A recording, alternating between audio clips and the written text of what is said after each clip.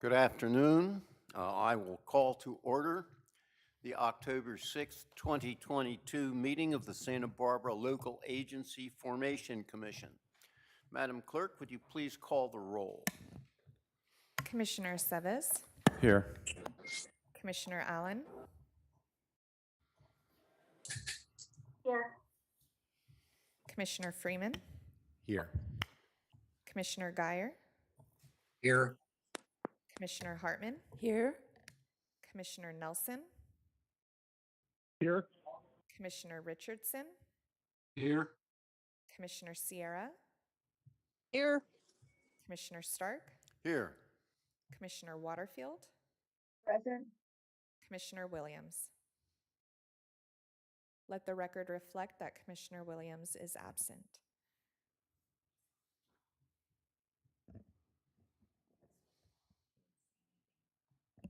Commissioner Williams, are you present?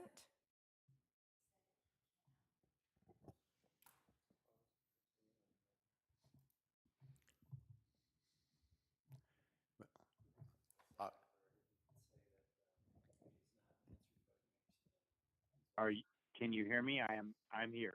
Yes, thank you, Commissioner Williams. Great. Let the record reflect that all members are present. Thank you, Madam Clerk. At this time, please stand and join the Commission in pledging allegiance to our flag. Ready? Begin. I pledge allegiance to the flag of the United States of America and to the republic for which it stands, one nation, under God, indivisible, with liberty and justice for all. Thank you. The next item of business is the Assembly Bill 361 determination. Madam Clerk, are there any requests to speak from the public on the 361 determination? Chair Stark and members of the commission, we have no request to speak on this item. Thank you. I will now entertain a motion to approve the 361 determination. So moved. Second. I hear a motion from Commissioner Freeman, second from Commissioner Hartman. We have a voice vote on this?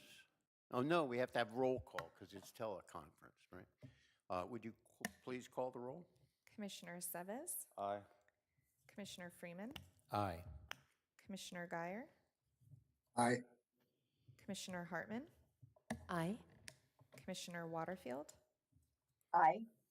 Commissioner Williams, Aye. Chair Stark. Aye. Motion passes unanimously. Thank you. The next item of business is the approval of minutes from the September 1st, 2022 LAFCO meeting. Is there any comments on the minutes?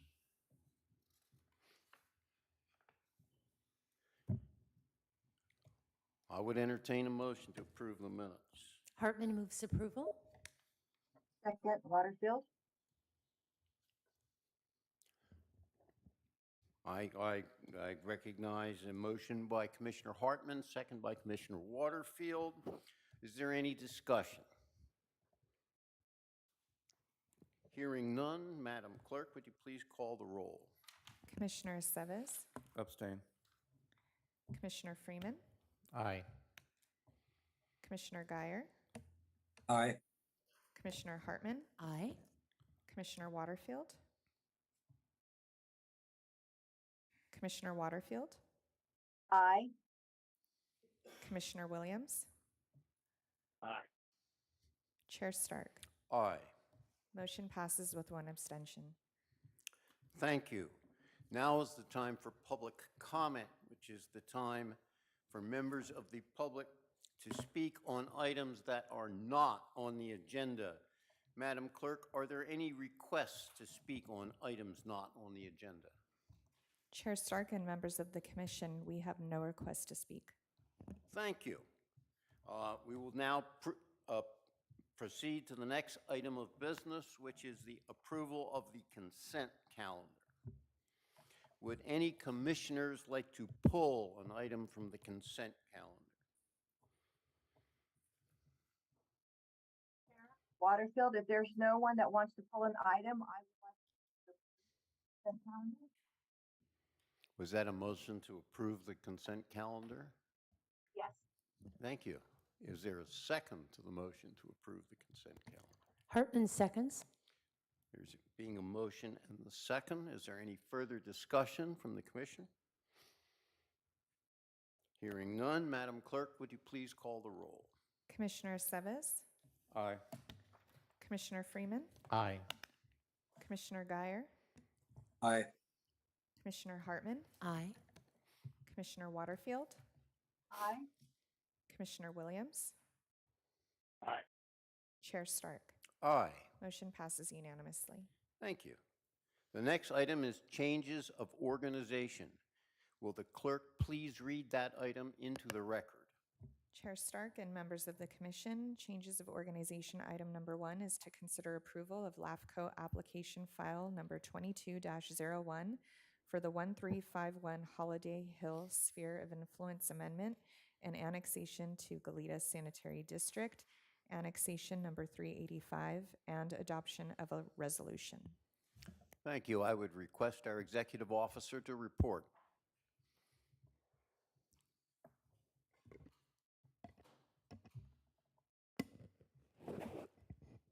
Thank you. Good afternoon, Chair and Commissioners.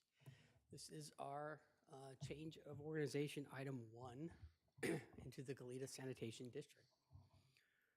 This was an application submitted by the landowners through a petition process. The parcel includes a 4-acre parcel on Holiday Hill Road. Property is stated to be annexed into the Goleta Sanitation District for sewer services only. The area is outside of the current sphere of influence for the sanitation district, and that sphere was last amended in 2016, and this action today will also include an amendment to the sphere of influence and annexation. An overview area map of this parcel, the upper northern western portion just outside of the city's existing boundary. Here would be a close-up of that area. You can see there is basically a gap between the existing boundary and the parcel in question here, which is a 4-acre parcel. The land use for this parcel is currently residential, and it has a residence with an art studio on it. There are no changes with this land use as part of this boundary change. It is designated residential 1E1 in the county. The applicant is seeking a conditional use permit through county planning to add an art center with a caretaker's unit. So you convert the existing residence to a caretaker's unit to an art center. The district provided a plan for service that provides adequate capacity within the sanitation district's service area. The proposal would include either a private intertie with an agreement through a Wildlife Pacific Care Network or their own private line into the sanitation district to meet that service. And that plan for service is found in your attachment E. So in order to update the sphere of influence, there are a number of determinations that the commission needs to make, and those are outlined in the next couple of slides here that deal with the present planned land uses. As indicated, the plan is for a conditional use permit to be processed by the county to convert the residence to a caretaker unit and an arts center. The need for that service resides irrespective of whether it's an art center or its current condition as a residence with an art studio. Both uses do need to have sewer service for their purpose, and the applicant has requested that the commission grant that approval, irrespective of the conditions or decisions by the county under the CUP determination. As outlined, there is capacity within the sanitation district based on their plan for service and the service review that we are conducting. We indicated there is some additional capacity within the treatment plant. And the social and economic communities of interest obviously lie within the Goleta Valley as a whole, and the site specifically is not identified as a disadvantaged unincorporated community. So with that, staff is taken on the lead role for CEQA and classify this as an exemption under both a Class 3 and a Class 19. And so we've made that notation, and we will file that CEQA exemption at the conclusion of the commission's decision. With that said, the parcel is less than 12 registered voters, so it's uninhabited. Both the district and the property owner have consented to the annexation. Therefore, we can proceed without protest proceedings. Conclusion is that this site is the logical service area for the sanitation district, as they are the nearest and closest provider. The sphere amendment and the annexation does represent a logical expansion of the service area, and they can provide service within reasonable connectivity through a private sewer line. So with that, we are recommending that the commission approve this proposal to the resolution attached. If there are any questions about the application, I'm happy to answer any. Thank you. That concludes your presentation, Mr. Prater? Thank you. Are there questions from commissioners? I hear no questions from commissioners. Is there any comments or questions from the public?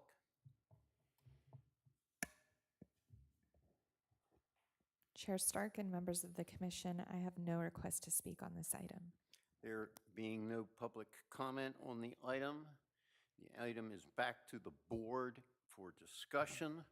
I would entertain, after discussion, I would entertain a motion to approve.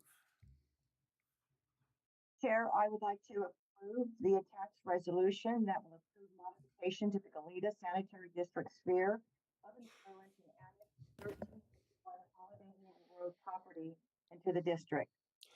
That sounded a lot like Commissioner Waterfield making a motion to approve. It is, yes.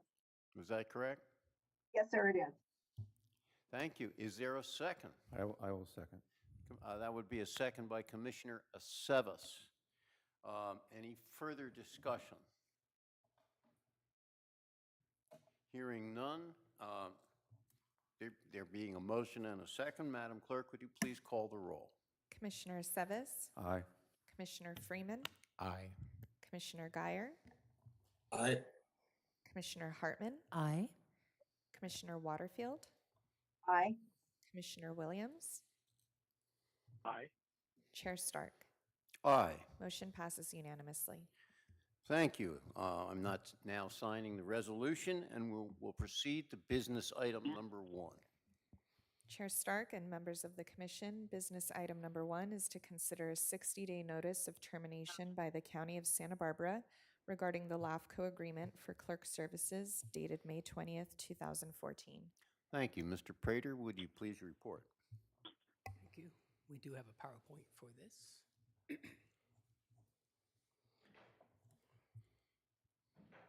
So, yeah, of course. So initially, the county clerk of the board's office did file a notice of termination of the clerk services agreement between the commission and the county. Subsequent to that, the clerk of the board and the county have rescinded that termination notice. So that's what we are here to report. But I did want to take an opportunity to talk about that agreement and the other agreement we have with the county, mainly for Lavco office and other services. So just briefly, we have 2 agreements with the county. The agreement that we were talking about here is the 2014 agreement between the county and Lavco for clerk services. So that agreement did allow for various clerking services of the meeting and some additional optional services for website management and records retention management. That was the service agreement that was initially filed to terminate after 60 days notice. The second agreement that we have with the county dates back to 2001, and that LAFCO agreement deals with an auto renewal date prior to the fiscal year and adoption of our budget as to whether or not we want to cancel that notice or cancel that agreement with the county. And essentially, that agreement covers the office space and equipment that we currently reside in the engineering building. It includes the use of the county financial system, the FIN system, risk management services, and audit services for the auditor's office. The county, when it works on LAFCO items, bills LAFCO under a LAFCO building account code for time service that they charge to us, as the same as they would any other department or service that they bill to. And that includes the traditional overhead rate that we've seen in the past. So the 2014 agreement did remove the executive officer from a signatory from that agreement, and it was solely between the two parties of the LAFCO Commission and the county. That agreement did have a termination clause that allowed the 60 days after that notice was given.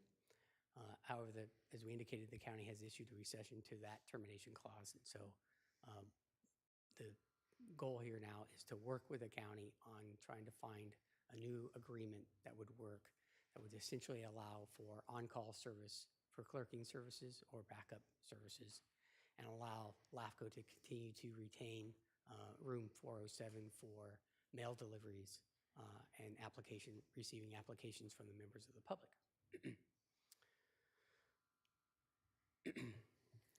And so when we went through the transition plan in hiring our current commission analyst clerk, we talked about what that role would entail and involved. And at the time, we adopted a budget that still retained some county operations. And now we have decided that our analyst clerk position will take over all the responsibilities that was previously being performed by the clerk of the board. And really, the only thing that we are retaining is the use of the room for mail drop-off and applications, and asking for backup clerking services in the event that Natasha cannot make a meeting unexpectedly or some emergency occasion occurs. We would have somebody to come in and be able to clerk our meetings so we wouldn't lose a meeting opportunity. So with that, taking on that responsibility, LAFCO has now transitioned with a Zoom account that we now have a subscription to so we can host our remote meetings. We now produce all of our reproduction of our agendas, materials off-site at a facility and pay for those mailings and agendas. And we now incur some office supply costs with that. And essentially the funding source for that was the funding that we had set aside for continued clerk contract services will now help fund these operations that we are now undertaking. So with that, the recommendation that we are asking for from the commission is that you accept the county's recession of that 60-day notice for termination, and that you delegate to the executive officer to work with the county on defining the scope of what the new duties would be from the clerk of the board's office. So if you have any questions about the recommendation or the item, I'd be happy to answer any. That concludes my presentation. I recognize Commissioner Freeman. Thank you. I'm curious, under what agreement or arrangement are we using the county boardrooms, such as this room here, and also the streaming and like recording of video?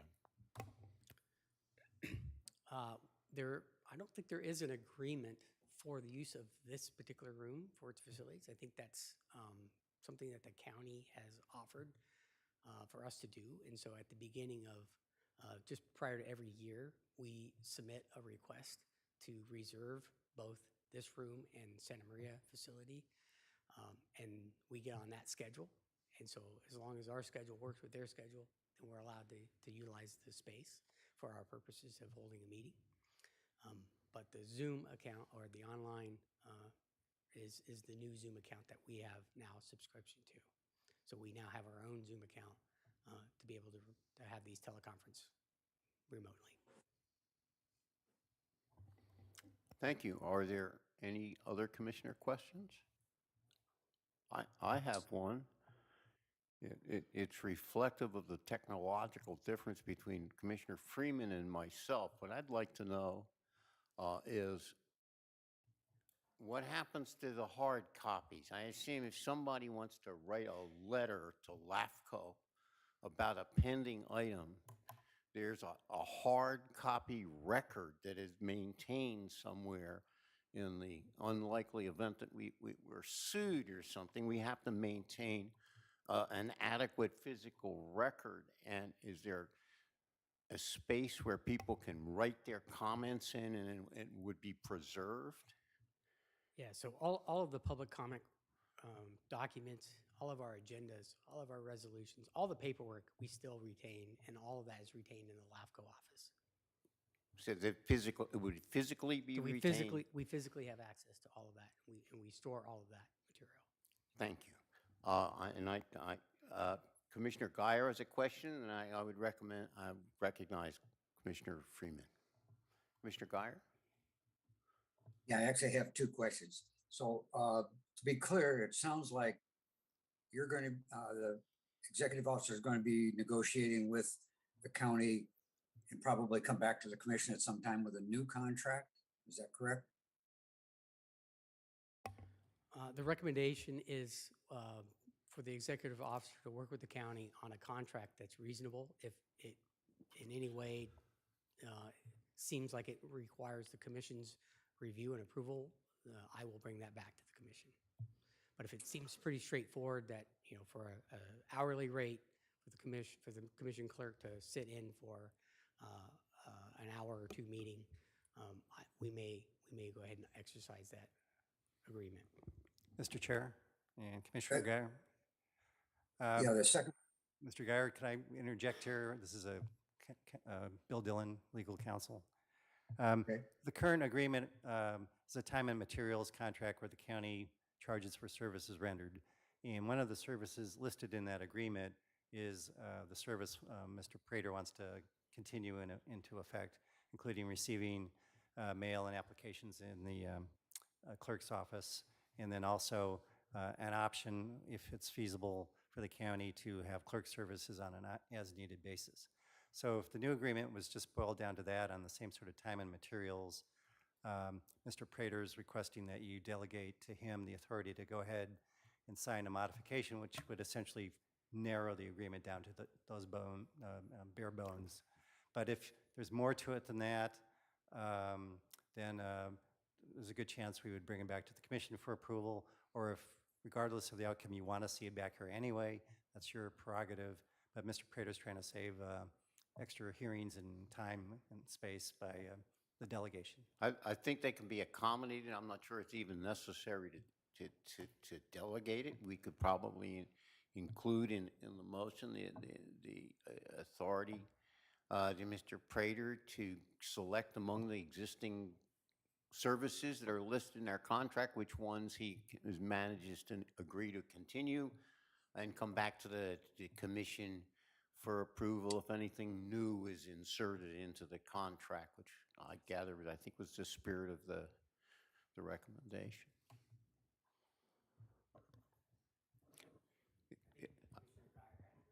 I think both Commissioner Guyer had another question and Commissioner Freeman had another question.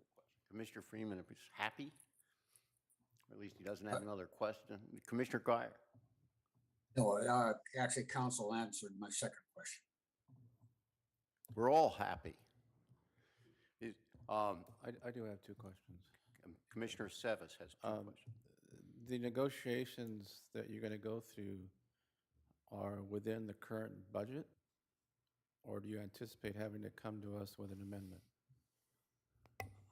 I would anticipate those are within the current budget. Okay. And since it's an agreement with this commission, this does not have to come back to us? There are limitations, but the commission can delegate certain tasks to your executive officer as long as the essential purpose of the function is something that has already been approved by the commission. But for something this narrow, but again, it's at your prerogative. If the commission would rather see this back here for final signature, that's fine. Or otherwise, Mr. Prater would sign it and bring back a report. I personally, I think we're authorizing him with his vote today to go ahead and negotiate based on his needs in the operation of the commission.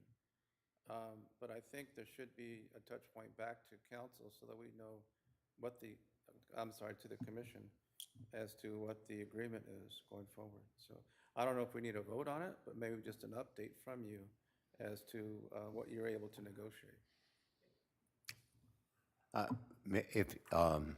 Are there any further comments? I solicit a motion. I'd move staff's recommendation. Mr. Seves, is that with or without the delegation of authority? It sounds like it's with. With the delegation of authority. Thank you. I will second that motion. Thank you. We have a motion and a second. I think the scope of the delegation is well understood and has been explained on the record. Madam, do we have further comments or discussion from the commission? Chair Stark and members of the commission, we have no request to speak from the public on this item. Thank you. The item is back to the commission. Is there further discussion? If not, I would entertain a motion to approve. You ready? We already made the motion, and there has been no request to speak from the public. So, Madam Clerk, would you please call the roll? Commissioner Seves, Aye. Commissioner Freeman, Aye. Commissioner Guyer, Aye. Commissioner Hartman, Aye. Commissioner Waterfield, Aye. Commissioner Williams,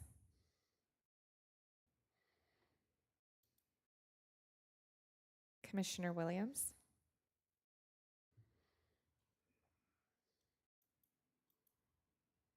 Chair Stark. Aye. Motion passes with one absent.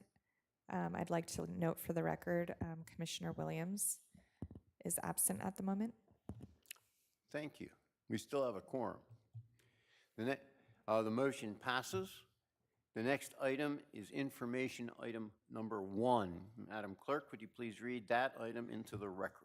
Chair Stark and members of the commission, information item number 1 is to receive and file a status report from the Los Olivos CSD regarding the wastewater treatment project. Thank you. Mr. Prater, would you report? I note Mr. Fayram is here. Yeah, that's essentially my report is we have the district president here that will give us a status update to the commission. And I would note that most likely the next opportunity to bring back a status update for the commission will occur sometime in the beginning of 2023. It appears the district has some progress points that they will make right around that time frame, and so we'll want to make sure that they have some good status updates before we bring the next one back to the commission. Other than that, Mr. Freed. Tom. Thank you. I recognize Tom Favoring. Thank you, Mr. Chair, members of the commission. Good to be in front of you again. I'm Tom Fayram. I'm current president of the board of directors of the Los Olivos Community Services District. I believe also on remote is our general manager, Mr. Savage, and so if there's any questions, I don't know if the clerk can see him on or not, but if there's questions that we would have for him, he is available. I got a lot of slides, but I hope to go through them fairly swiftly so that we can have questions at the end for whatever the commission is interested in. Talk a little bit about the history and what we've been up to at the Los Olivos Community Services District. As your commission knows, we've been a special problems area since 1974, and then the district was formed by a vote of 73% in favor of the formation to give the citizens of Los Olivos local control. If we didn't form, the community was concerned that annexation by another district where we would not have the input that the community desired would result, and so hence a strong in favor vote for forming our district. This is the boundaries of the district as approved by LAFCO. It has approximately 384 parcels, 45 of those being commercial.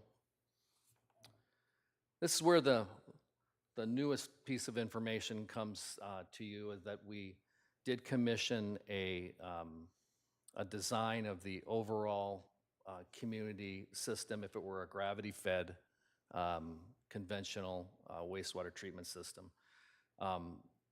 We hired Stantec to do that work, and as you can see by this diagram, we have 3 zones or phases of how we would implement the wastewater collection and treatment. The downtown area being in the green, kind of the commercial area, was always identified as being, the first to go. And then the purple area is some of the adjacent residential lots that are rather small and may have been experiencing some wastewater problems. And then the balance of the community is identified in the orange. That overall system design now has been done. We think it was important. One of the questions we got asked is, why did we design the entire community? If you're designing a gravity flow system, you would want to make sure that the overall system will function. You're not going to build part of it and find out you didn't have sewer deep enough, and then you have to go back and rebuild it. Would have done the same thing for a flood control storm drain design. So very common that you would do the overall design of the system. Implementing it then allows you to implement it in phases if that's what the community chooses to do, knowing that we will not have cut ourselves off in any way by the gravity system. Again, the downtown zones clearly are one of the first entities that would go. The phasing and the timing of these is something that will be a combination of the community desire and also the availability of grant funding. I'm going to talk about the costs that came out of that 30% design here shortly. Just broken down, this would be the infrastructure as designed for the current 30%. And by the way, I use the term 30% design. That's what you would call a preliminary design. Obviously, things can change, but again, the overall master plan has been done out to make sure that everything will flow into the overall system. Zones 1 and 2, that includes that small area around the commercial core, which has smaller residential lots, and then the balance of the community in the orange, which is basically the entire district then. So while the studies, we've been doing a lot of work, and to put together a wastewater treatment system and a plant, those just, you don't buy them off the shelf, although it turns out with the wastewater plant you almost can, but how to collect all the effluent, how to treat it, where to put it, that all takes a fair amount of information to put together, which we have been doing. And we need to gather all that information in order to make an informed decision and put that in front of our voters for what ultimately would be constructed. So we need that information to make the decisions. So what's been done? We've worked on a groundwater monitoring plan. We've worked with our EHS on on-site wastewater treatment system guidelines. Very important that while we're going down this path, that we continue to maintain our on-site disposal systems. We completed the basis of design and then also a siting study, because you have to locate a plant in different areas, although a package plant doesn't look like a conventional wastewater treatment plant that you may have envisioned in some of the areas of the county. And then, as I mentioned, the 30% engineering design, which has the gravity-fed collection system, and then an MBR treatment system, which is that, quote, package plant. One of the newer options that has been suggested and we're looking at is called a step design as an alternative to a gravity system. A step system, you would still have an on-site tank, but the system would actually pump the effluent off. So you would collect the solids on site, and then you would pump the effluent off instead of trying to dispose the effluent, on your individual lot, especially if you have a small lot. That's a problem. We're gathering information on STEP, including costs. I'll talk about that here in a minute, but it may be a possible alternative to a gravity system. All of the effluent that would come from each property would still go to a treatment plant, an MBR treatment plant, and would still be treated to the highest standards. So nothing changes there. It's just the method of how it gets delivered. In November, we're going to be hiring, or will be on the board to bring along a environmental consultant on board. We do not have the funding yet to do an environmental review because we don't have a final project designed yet. I mentioned the effluent disposal. There are several options for effluent disposal. Those options come with different costs, and so been trying to do our due diligence to look at options including injection, direct injection through injection well. As many communities around the country do, you can take this highly treated effluent and it can be put into Alamo Potato Creek. We'll be looking at that. I think that raises ire because I think the misperception is that this effluent is somehow not desirable. It's actually highly treated. I note the city of Lompoc discharges all of their effluent into the Saninas River. We have hired an assessment engineer, a company called NV5, that will be doing the preliminary work for the financial plan for what the cost would be to each parcel. They're now doing that work. And then we are about to put in our first monitoring well in the community as well. So just kind of how it all fits together, the technical studies, the financial assessment. We're going to have to make some decisions here in 2023 and then ultimately get to a vote. I think the missing part on this screen that I want to highlight now, and I'm going to talk about again later, is the cost, because the cost is going to be a real issue. When we have less than 400 lots for a system like this, the cost starts to get extremely high. I'll show it here in a minute, but it's clear that to have a successful 218 vote, we're going to have some level of grant support from either the state or federal government, and we are going to start upping the effort on that. Here we are. Grants are essential. We have been very fortunate to have grant support from both the county environmental health. We've got some health services. We've got a state planning grant that helped pay for that 30% design. And then in the future, for design and construction, we'll be looking at a variety of different grant sources and actually going to be meeting with different agencies to find out what are the available grants for us. So here's where the issue is raised. So for the 30% gravity fed with the treatment plant, let's just call it around $50 million. If you do the quick math, with less than 400 parcels, you're at a cost per parcel, round numbers, over $100,000 per parcel. So to get a successful Prop 218 vote, we're going to have to bring that number down, I believe. I think many believe that. And so we have to seek what options are available for that. I mentioned the step system. Potentially a little more cost effective in terms of the overall collection system and treatment system. What's not shown here, though, is that does leave a cost with the homeowner. You will still have a tank. I would still have a tank on my property that would collect the solids, and you would have to pump those solids. The effluent is pumped off and treated in the MBR treatment plant. But the homeowner, business owner, would still have a tank that they would have to maintain and a pump that would pump that water off. It's a relatively new option to us. Also possibility that we could have an MBR treatment plant with a combination of a gravity sewer and some MBR. So, there are some things that we need to look at still. So what's next? We're going to look at having some public workshops and decide, are we going to look at a step system, or are we going to stick with the gravity system, and how are we going to do that? Those are decisions that with community input our board needs to grapple with.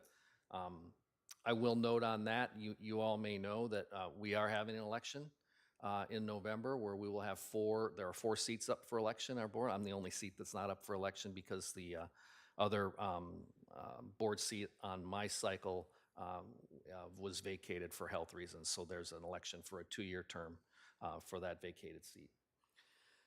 So the things that we've been talking about, construction grants, very important. We obviously have to get our permitting and CEQA done and then hold that vote. And then we'll have our ongoing maintenance, operations and maintenance as well.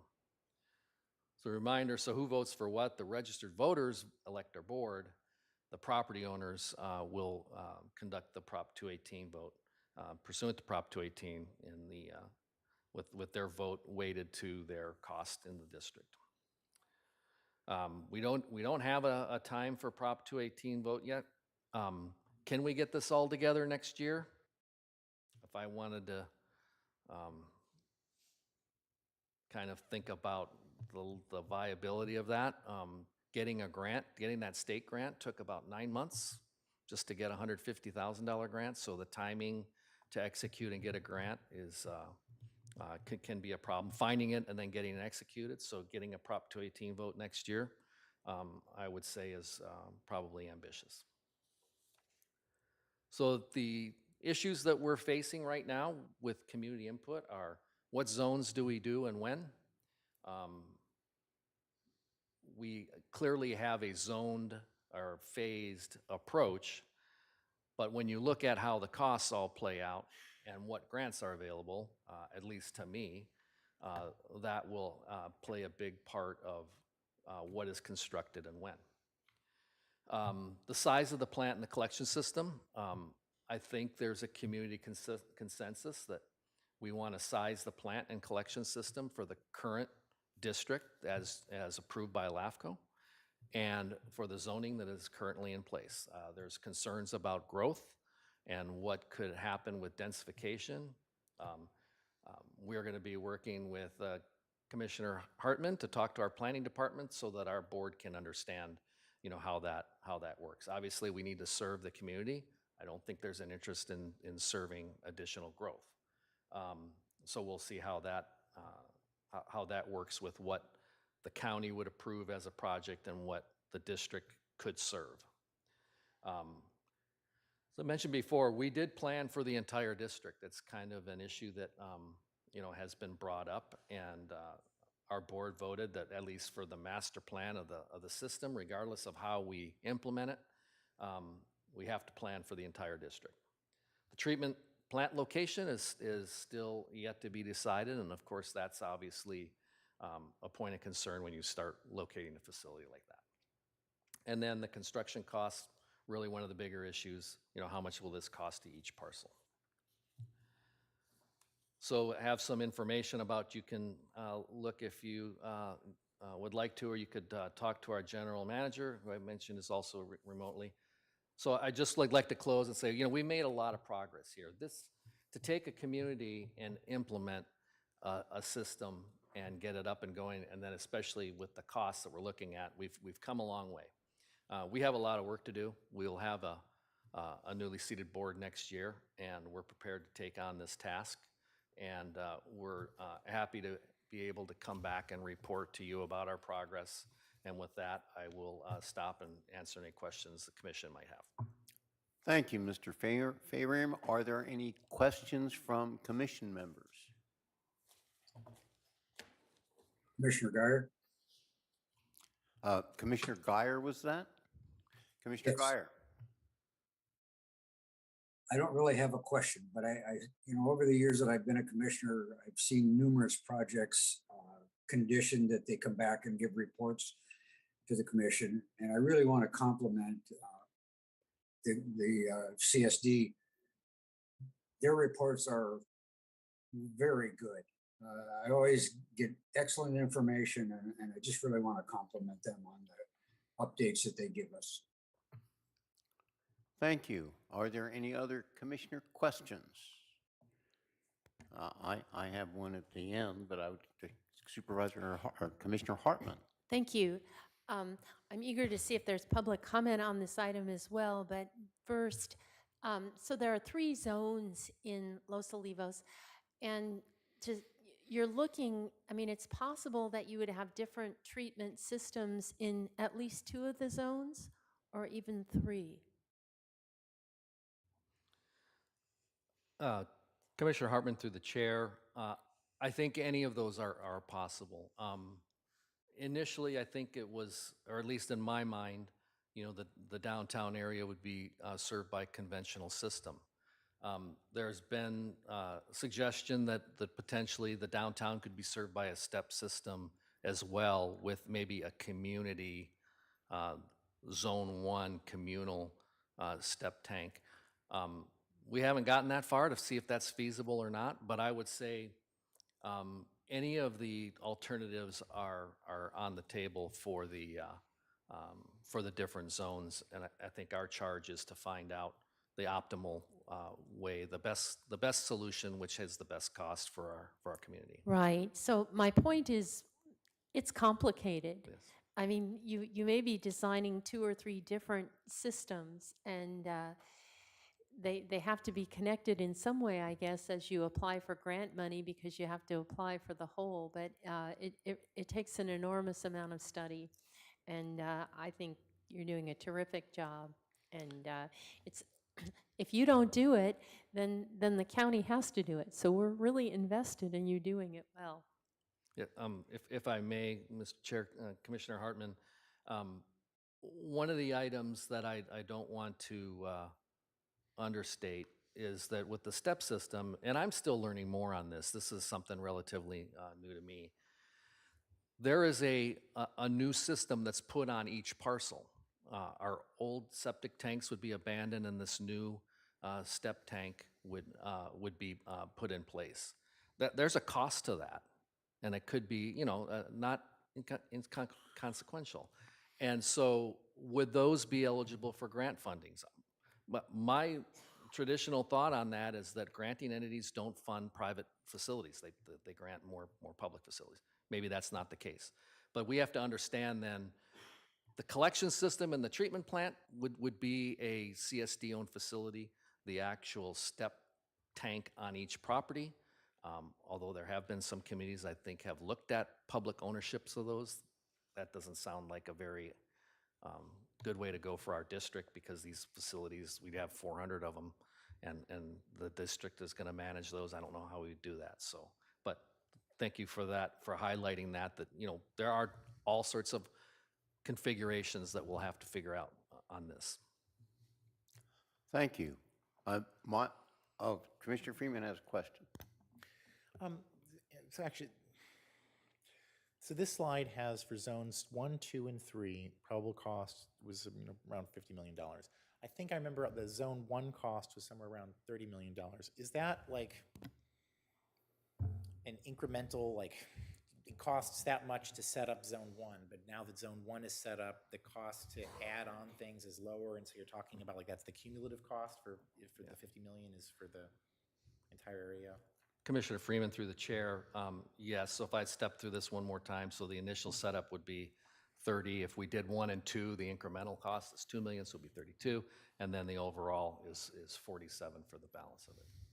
So it's not that Zone 2 has its own 32 million and Zone 3 has its own 47. That's it, incrementally cumulative costs as we step through 1, 2, and 3.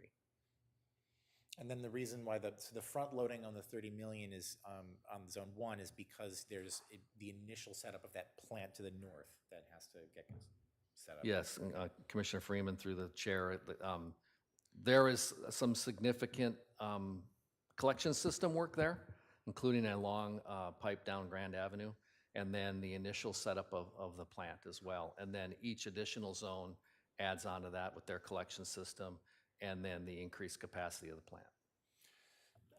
I guess I have two sort of related questions onto that.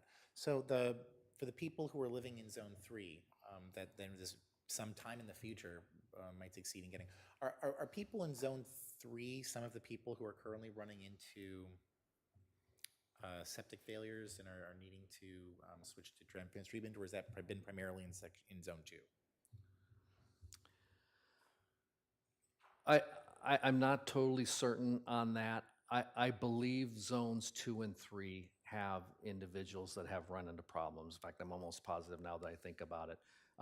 Zone 2 has the small lots that kind of are attached to the downtown commercial area. That's why it's been identified that way. But I know there have been septic failures in areas of zone 3. I'm almost positive of that. I know in the past there have been discussion, and you'd actually, your district, not necessarily you, during prior updates, have brought forward information on potential lamp adjustments, or maybe that's the wrong term, maybe lamp specializations that were designed to provide some kind of temporary relief or delay for the people who were in these later construction zones. Has there been any update on that? Yeah, Commissioner Freeman, through the chair, that is something that's being worked on, and that's a very important aspect to this. We've mentioned that in the past, but I'm glad you brought it up again here, because while there's been some controversy over why did we do a design for the overall system, I thought we were only going to do the downtown first. Well, if we are going to have some adjustments to the lamp that basically take the immediate threat off of the remaining residents for having to go to an advanced on-site treatment system, which some people in the district have had to do in prior years, we need to show the county and the regional board that we have a plan for the entire district, and that what we've asked is give us time to implement the different zones through the district, and at the same time, do not have draconian requirements on an individual that has maybe a septic tank that can be repaired instead of replaced if we're going to be coming back and having a district-wide solution. So we have to show that we are in the planning mode for the entire district, and showing how that's all going to work. And so I believe those lamp adjustments are going to be made, and it'll be a tremendous benefit to our community, because ultimately, if we're going to have a vote for a district-wide system, and then we have incrementally been picking off homeowners and having them pay tens of thousands of dollars for interim fixes, I think we can all guess what their vote's going to be on the Prop 218. So I think it was a good collaborative move between the district and the county to come up with an interim solution that will allow time so that we don't create these cost factors that will then just jeopardize a Prop 218 vote down the line. So thank you. That makes sense to me, and I'm glad to hear that that's still all being worked out. Because I think one of the concerns that people have had is that you're going to go into that benefit assessment, and then you're going to determine that the benefit is spread throughout the entire community. Thereby, the taxing is going to be somewhat spread through the entire community. But then Zone 1 is going to get their fix, and then maybe sometime later, Zone 2 is going to get their fix. But then much later, Zone 3 is going to get their fix, and people are going to be predicting the failure rate. So knowing that you're still working on that and that's happening is good to hear. I would appreciate, I guess, a better understanding the next time you come back. And this is it's my request, not from the LAFCO court. My request would be hearing more about the timelines of those kinds of lamp modifications or adjustments or specializations in order to get a better feel for the protections that could be offered to those people in Zone 3. Thank you.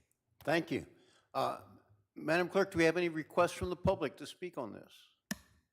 Chair Stark and members of the commission, we do have a couple people joining us. They seem to be on their phones for Zoom. I would just like to remind any of those participants, you may need to unmute yourself by pressing *6. Fine. I have a question, but I'll wait until we hear from the public on this. And Commissioner Aceves has a question. Chair Stark, it does not appear that we have any requests to speak. Thank you. I would turn to Commissioner Aceves. Thank you. Mr. Pham, earlier you mentioned that you're looking at a new system, evaluating it. It caused me to think, through your consultants, is there any analysis as far as what's been working in other districts that are in your situation to help you select the right one? Everything from planning the entire project to doing it incrementally. What has worked, what hasn't worked, and are you able to grab the best? Commissioner Aceves, through the chair, I think that is something that we are going to be looking at doing. If I understand your question right, it's a question that I've asked. So when you look at our community, it's relatively small. What have other small communities done? What is the right thing to do here? STEP is a new option, new to me. I know it's been around for a long time. I'm familiar with the 30% plan gravity collection system that we have had done, but it's a viable question about what is the right solution here and what is the right combination. And I know there's people out there that have had to deal with this before. And so we're looking at some of the consultants that we've hired to date to see if we can find, that answer or some advice. Because we need to be open to that, especially if there's, changes in technology have come a long way. Just look at the treatment plant. Even the treatment plant and what it treats the water to over the last, couple of decades is just phenomenal. So I hope I answered your question. That is one of the steps that we're going to be taking. One of the next things we're going to do is try to identify what is the right thing for our town, which option is the right thing to do. Perfect. You've answered my question. Thank you. Thank you. Here's my question. It's fairly straightforward. My understanding from what you have told us is that you have an enterprise probably in the neighborhood of $50 million or thereabouts in rough figures for which you will need a grant and the people to approve a tax for the net proceeds, or what is left over. In light of that, when do you think it would be appropriate for you to report back to us? Mr. Chair, I think we've been on a cycle of, has it been quarterly? We'll have a new board that will take seat in January. And then we are going to revisit these issues, and then we will have a new quarterly report. So I hope to give you at least what our direction will be with that new board. Fine. So if we leave it to you to communicate with Mr. Prater as to when it would be appropriate to bring it back, we can rely on that. We don't need to make it's an information item. We don't even have a motion on this item. That would be acceptable in terms of making our review optimally meaningful. Yes, Mr. Chair, and we've been working with Mr. Prater on coming back. We want to come back and give you these updates. We don't want to be off in the background and then you wondering what we're doing. Because as we come back and if we ask for extensions, we want you to know what we've been doing. And that if we ask for an extension, it's because we've done these items and we need to do more work. And so it's in our interest to come back and keep you updated. Thank you. I think probably an agreement on that. Mr. Prater, do you have any comments? Yes, I would like to add a comment to that. So to that effect, I think that is what we will be studying. Obviously, we want to give the district and its new board time to get up to speed, have a meaningful discussion, make some clear decisions about where they'd like to go. All that in mind, the extension that the commission did grant them was till April of 23. So we will likely be back before that time, possibly in March, likely asking for a new extension at that point and letting the district give the commission another update about where they're at after they've had ample time to be able to iron out those issues with that new board. Thank you. That's helpful. So my understanding is that prior to the agreement's expiration, there would be a report back to the commission and if warranted, a request to extend the period of time for completion. Is that right? Thank you. I thank Mr. Fair as a very nice detailed presentation, except for the possible excessive use of orange, which I caution you about, excessive orange. That concludes this item. We'll deem it filed and thank Mr. Fairham and move to the next item. Mr. Chair, members of the commission, thank you so much. Appreciate it. Next item is information item number 2. Would the clerk please read that item into the record? Chair Stark and members of the commission, information item number 2 is to receive a briefing on SB 1100 that amends the Brown Act to authorize the presiding member of a legislative body to order removed an individual who actually disrupts a legislative meeting. So would that be for Mr. Prater or Mr. Dillon? That would be from our council. He'll report. Thank you. Council. Thank you, Mr. Chair, members of the commission. Earlier this year, I believe it was last month, Governor Newsom signed SB 1100 into law, and it adds to the government code section 54957.95, which is part of the Brown Act. Within the bill itself is a legislative finding that this provision is necessary to give legislative bodies clear authorization to restore order to meetings in the event of an actual disruption that renders the meeting infeasible and also interferes with the orderly conduct of the public meeting, and thereby by taking those steps would preserve the rights of other members of the public at the meeting and allow legislative bodies to continue their work on behalf of the public. It's a short bill in terms of actual procedure, and essentially what it does is it authorizes the presiding member of the legislative body, in this case the commission, which would be our chairperson, or his or her designee, in the absence of the chair, to remove or cause the removal of an individual for an actual disruption of a public meeting. Any removal must be preceded by a warning from the presiding member that the individual disrupting the meeting must curtail his or her disruptive activity before being removed. The Government Code section defines disruption in the bill itself, but it essentially means an actual disruption of the meeting. It can't not be just a violation of the rules of decorum. There's also provisions for ejection of people who threaten violence or the use of force, and in those instances, if that occurs, a warning is not needed to eject somebody from the room for that type of action. The bill itself is self-implementing. We do not need to adopt local regulations or rules to apply this statute.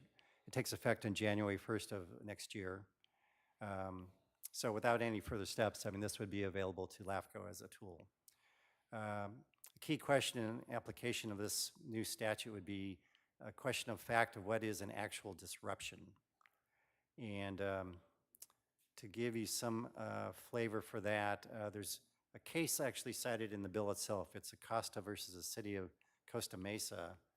It's a Ninth Circuit opinion from 2012. And what we have here is a convergence of First Amendment rights to speak in public meetings, an interest in the orderly conduct of legislative meetings, and then an occasional, as was the case in the city of Costa Mesa, incendiary issues hitting the city council at a very emotional time. So I won't get too much into the details, but that was a case where the city, in order to deal with immigration, wanted to deputize their police officers to enforce illegal immigration restrictions in cooperation with the immigration services. And that brought a lot of objection, and the hearings apparently were very, very dynamic. The case is important because it lets you see what would not be sufficient in terms of ejecting someone from a public meeting. The ordinance that was at issue in that case was actually found to be unconstitutional on its face. There they had an ordinance which prohibited anyone from making any personal, impertinent, profane, insolent, or slanderous remarks. And the court concluded that without limitation, this restriction was an unconstitutional prohibition on free speech. Now, it's not that personal remarks can't lead to an ejection, but the personal remarks have to actually disrupt the meeting in a way that the meeting can't proceed orderly. Remarks like that can still be ruled out of order by the chair. They can still be in violation of your local rules of decorum. But before we get to a point where you can eject somebody from the room, it would have to be a disruption of the meeting.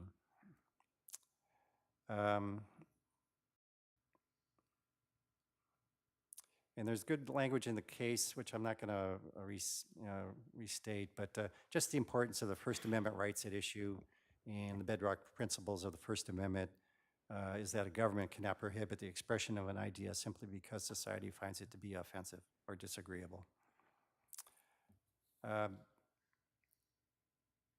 What we would propose, although we don't need to do a local rule, we would probably put together some sort of a standardized warning or script for the chair to have available if we ever get to that point in time, so that if this remedy had to be evoked, we would have a very specific procedure to follow. That's important because in this particular area, with the chair taking the action, this is an area where civil rights litigation follows. if someone's ejected and they think it was done improperly, civil rights lawsuits are filed. In cases such as this, of whether or not a person's civil rights have been violated, that's a question of qualified immunity. The chair would have qualified immunity, not absolute immunity for the actions taken. Now, qualified immunity, this is a immunity that applies quite a bit to governmental entities and especially comes up in police officer cases, but also applies in civilian situations. And it means whether a reasonable person acting in the same position and acting on the same information knew that ejection would violate the person's clearly established rights. That would be the loss of the immunity. If you knew that ejection would violate clearly established rights, then that would be a case of a civil rights violation. If you had a good faith-based belief based on the information available to you and the rule that applied that ejection was warranted, then that usually defeats any civil rights case. It's a case that can be fact-intensive. The city of Costa Mesa case, it was interesting. Actually, also they sued the police officers who came in and removed the individual, and they ended up looking at things like the video of the meeting and noticed the behavior of the person arrested and the fight that person put up, and said, well, okay, this is pretty clearly a case where the meeting had been disrupted. So a lot of the cases are probably going to be clearly ones that are actual disruptions, but other cases may not be so clear, especially when they just violate the rule. They stayed over 3 minutes. They maybe picked up the podium and moved it a few feet to turn around and address the public. If they're told that's not okay, put that back, and they comply, I would say that's not a disruption. They were ruled out of order, but they did not disrupt the meeting. I did find a very interesting document that the city of Sacramento put out, and this was done in 2018, but I think they did this clearly with the city of Costa Mesa case in mind, because they have a public speaker slip that defines what is expected of the speaker, how they're expected to avoid certain things such as personal attacks, and also statements that if they disrupt the meeting through such inappropriate behavior, they can be ejected. And they give examples. So it's an area of, anytime you get into the First Amendment and the constitutional rights, it's an area to be cautious and probably be as patient as possible and get through the meeting would be my general counsel. But we are going to do some exploration between now and the end of the year. I'm going to add this to the Calafco attorneys meeting agenda. Mr. Prater, I think, is going to also check with other LAFCOs to see what they're doing. And we also had some thoughts about if we do need support at the meetings of LAFCO in terms of a sergeant of arms or law enforcement, how exactly would that work? I'm sure the Board of Supervisors has it worked out, but we don't know exactly how that applies to LAFCO. So anyway, that's where we're at right now. I'll be glad to try to answer any questions. Thank you. I have a couple questions, but first I'd call my fellow commissioners for questions. Two things. I hope you'll share your research with County Council because we're working on this. What happens at the board is if there's something really disruptive, the chair will call a recess, and it can be dealt with by the security people rather than by the chair. I think that's a good strategy. That was my question. When do you call the cops? My understanding is common practice among public agencies, if there is a disruptive individual or section of individuals, is if they won't calm down and you ask them nicely, you recess the meeting, see if they calm down and allow law enforcement to deal with the situation. Do you see any reason we would discontinue that practice in the unlikely event that we get like a rowdy sphere change or something like that? I think it's an excellent idea. In fact, that's exactly what happened in Costa Mesa. They took 2 or at least 2 recesses and then finally had the person ejected. So it also gives you a chance to check with council, the chair to check with council, not the entire commission, to see where we stand in terms of the law and the facts. Thank you. Do any other commissioners have questions? Commissioner Sevas. Thank you. I can see how this law got passed. But I can tell you, in my 16 years on council and all the commissions I've served on, I have never remember anybody being asked to leave. And I think it's because what I've seen through the many years is a consistency in how the chair handles a meeting. It's when you're inconsistent and you allow something to happen, whereas it didn't happen before and it shouldn't happen again, then people think it's okay. And so I do encourage you to look at what everybody else does, how they're handling this, especially those that use this room to make sure that we're consistent in the operations of this room on how we handle it. You know, we don't have, I guess I shouldn't say this on television, but we don't have a deputy in the room. We haven't had one for a LAFCO meeting ever. Although the city of Goleta, we do have a deputy in the room. And the presence of an officer does provide some influence. So I would hope as you do your analysis that you take everything into consideration as to not only how the chair runs it, how the commissions, or the members of the bodies handle it, and also keep in mind that a lot of these type of laws come into place because of a particular incident that may have happened that may not be in the legal report. Maybe there was, you know, you read about all the time where there's incidents in council meetings where there's disruptive and fights and even fights at the dais. And so I think whatever the end result is, the safety of everybody involved, not only the dais but also staff, should be considered and make that the most important priority as to how we handle it. So thank you for the report, and I think we're all going to be talking about it. So I think consistency is obviously the blessing. Do we have any other comments?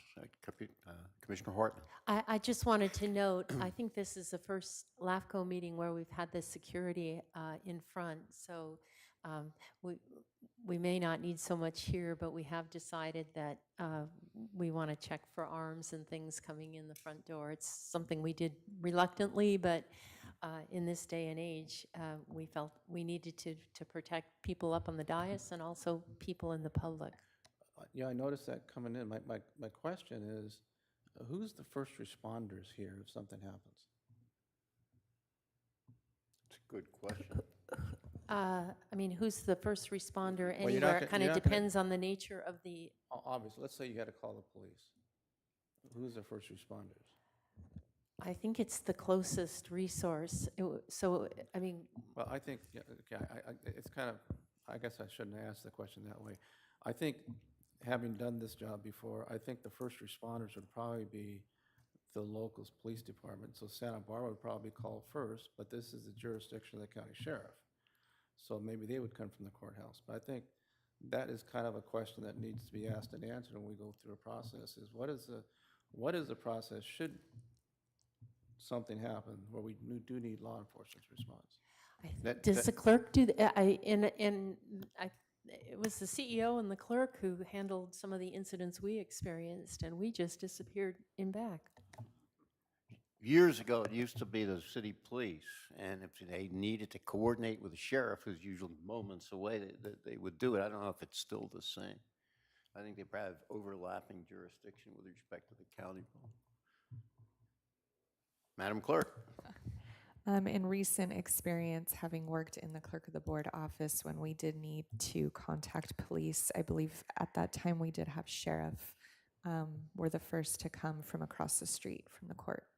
But that was the county, right? That's correct. Yeah. Probably be a good idea to verify, you know, just so we know. I can call 911, the right people will show up. I'm trusting, rely on our inherent civility of LAFCO to protect us. If there are no further requests on that, I'll mark that filed. Thank council for the informative report. And I'm sure we'll be briefed as appropriate on future developments. Next item is information item number 3. Madam Clerk, please read that into the record. Chair Stark and members of the commission, information item number 3 is a report on the 2022 Calafco Annual Conference in Newport Beach from October 19th through the 21st of 2022 regarding speaker biographies and session summaries. Mr. Prater. Thank you, Chair. Commissioners, so the conference is scheduled for those dates. The conference committee has submitted their final conference packet material, and that is attached to this report for the commission's review. It also includes the bios for the speakers. If there are any questions about those materials or anything, I'll happy to answer any of that.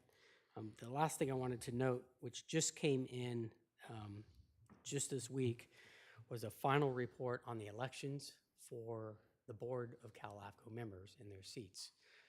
So we have designated Commissioner Allen as our delegate to cast that vote.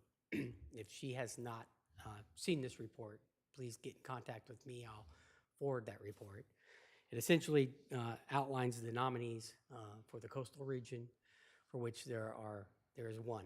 There's a special district member, Mike McGill, who's rerunning as the incumbent, and he's the only nominee as we know as part of this packet. But they will be taking nominees from the floor as well.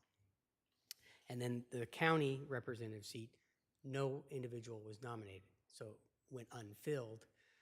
But there was an individual from Monterey that was the incumbent that basically misfiled their paperwork and has asked to be a write-in candidate. So essentially, if all goes as planned, there's only 2 nominees for those 2 seats. But we do have that paperwork if Commissioner Allen would like to see that before she casts her ballot.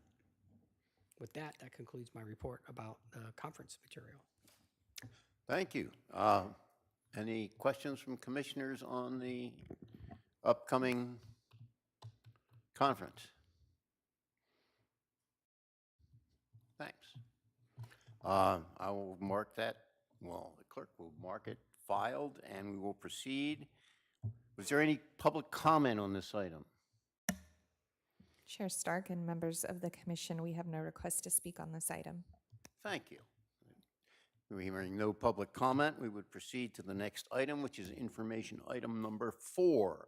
I would ask our clerk to please read that item into the record. Chair Stark and members of the commission, information item number 4 is to receive and file a status report on the Municipal Service Review Program. Again, I'd ask our EO to report. Very good, thank you, Co. So this is our report. It's going to be rather lengthy, so I hope you bear with me. The study is, or the report is on the Municipal Service Review, for which we've now hit a milestone. We have released the administrative draft for all the 33 agencies that we're evaluating. And so that report is in front of those agencies to look for any corrections and comments, to make any changes to get back to us before we head into the next stage. And with that, we had a fairly good turnout for that report. This indicates that we had 3 outstanding responses that didn't come in, but this week we received a response from the Santa Maria River Valley Water District, and so that only leaves 2 outstanding communities. That would be the Cuyama CSD and Casmelia CSD that did not respond, that we are still trying to reach out and make sure that they have a look at the administrative draft so they can correct any errors and omissions that we may have picked up. But essentially, as a reminder, the commission adopted the work plan to do service reviews for the 5-year cycle. Outline of the tentative dates are on the right of that cycle. This is currently in the admin stage, state, and we are slightly ahead of schedule. That was anticipated to go out sometime in November. We were able to get it out in October. But I think we'll give the communities a little bit more time to respond to that and make sure that we get those chapters correct before we ultimately release a public review draft. With that, as always, I like to take the opportunity to talk about the community survey. This is really the survey for the public, but staff members of the agencies have an opportunity to comment on that survey as well. Currently, we've only had about 9 or 10 responses from the public. We'd like to see a bigger turnout for that, obviously, so I speak about it every time I speak to the agencies or anytime I speak to LAFCO, remind them that there is a community survey out there. It's an opportunity for members of the public to take a brief 2-minute survey to talk about whether or not they're satisfied with the services. And in this case, I take it that low turnout means they're satisfied with water and sewer service from their respective communities. Again, we are at an admin draft stage. The target date for the public review draft is sometime early next year. We anticipate when that hits the street, that would be about a 30-day review for the general public to comment on the document itself. And it does anticipate some changes to spheres of influence for some of the communities. And in some cases, it will add to both the sanitation, the water district, a CSD, and make recommendations about a city's amendment when it's time to amend the city's sphere of influence. In all other cases, it's essentially going to reconfirm the existing sphere of influence for the remaining agencies. Now to the study areas. This was a bit of a surprise. So obviously I was happy to dive into this project and learn a tremendous amount about water and sanitation throughout the county and what everybody does. The agencies and their staff were very helpful and knowledgeable in bringing me up to speed as to what are the arrangements, what are their operations, and where do their water and wastewater and all that stuff comes from. So that was all great. And I think they really got involved into that we ended up with now over 40 study areas to look at. So it became a bit of a workload to work through these study areas and talk about them. So this slide show is going to walk the commission through those study areas to some extent and give you a brief outline of what our tentative recommendation is. And then we will also look at a map, a tentative map of those areas so that the commission can get a sense of where they're at. So first off is, in alphabetical order, we'll go through Carpinteria Sanitation District. So they requested 5 study areas to be looked at. And at the end of the analysis, the tentative recommendation is to include 2 of those. And that would include the beach club area, for which other annexations have occurred in the recent history, and a residential neighborhood in Loma Linda, Azarena area. The Goleta Sanitation District requested just 1 study area, but it was a big one, the Hope Ranch community. That area is kind of already within the city of Santa Barbara's sphere of influence. And so looking at whether or not that might make sense to transition it to Goleta Sanitation versus the city's, the recommendation is to maintain it in the city's sphere of influence. Goleta West Sanitation, they have currently 3 existing out-of-agency service agreements that predate Lavco's involvement. One is with the Embarcadero Municipal Improvement District, where they have an agreement that they do the collection and transmit that effluent through their system into the Goleta Sanitation Treatment Plant. A second is a very small maintenance shed within the golf course of Sandpiper, where they had a restroom facility that needed some service, and they were close by, and they tied in there. And lastly, the third one is the UCSB facility campus faculty housing that tied into the sanitation district's service. All three of those areas are currently outside of the jurisdiction's boundary and also outside of the sphere of influence, but they managed to arrange agreements to perfect service by the Goleta West Sanitation. So the recommendation is maintain the status quo at this point and let those agreements stay as they are. Laguna County Sanitation, they've requested 4 areas. Just this week, a new area was added, so it'd be 5 areas, of which mainly most of those are existing service agreements that are ran through a JPA with the city of Santa Maria for the area, the airport area, and common territory within the city and the sanitation district. 2 of those are recommended to be added that include the airport area and the highway drive-in site. Both of those are currently within the JPA agreement, but both of those areas, as my understanding, is that there's still potential for future service need. And predominantly, the Laguna County Sanitation provides that service.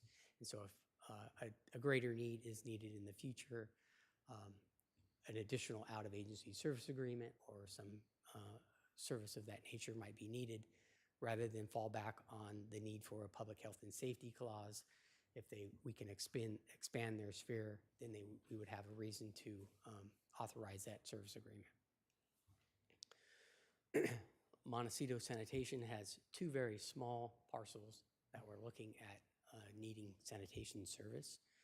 And so both of those were recommended to be added. Summerlin Sanitation had an existing out-of-agency service agreement for territory that was on Ortega Ridge Road and the Summerlin Heights track.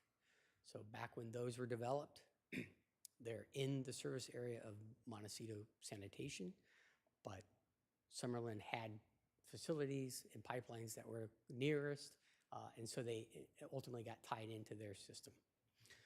And it was never recognized, except for between the 2 agencies had an agreement that they would serve that property.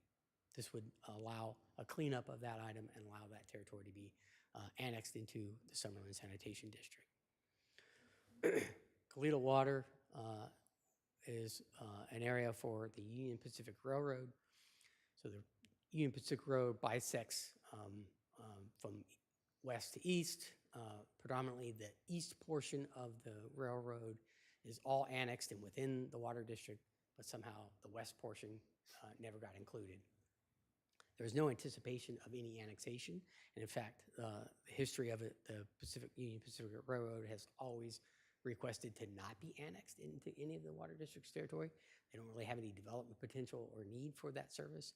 We felt amending the sphere of influence would make for a logical boundary, and if the need were to occur, that could be annexed, but there really is no anticipation of that. Montecito Water wins the cake for the most requested study areas. They requested 12 study areas. Some of those are through existing agreements with the city of Santa Barbara, and ultimately, we're recommending only 2 of those areas be included. That would be the Coyote Road area and an island parcel to make for logical boundaries. They've also requested in some of those detachment of some of their territory so that they could properly have their boundary aligned with their customer base for various reasons.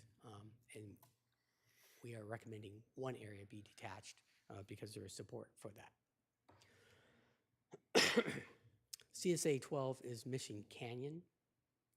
This area is all within the sphere of influence of the city of Santa Barbara, ultimately. But CSA 12 does have an out-of-agency service agreement with the city that the district collects the wastewater inside the city of Santa Barbara, delivers it back to the city through their treatment plant to be treated.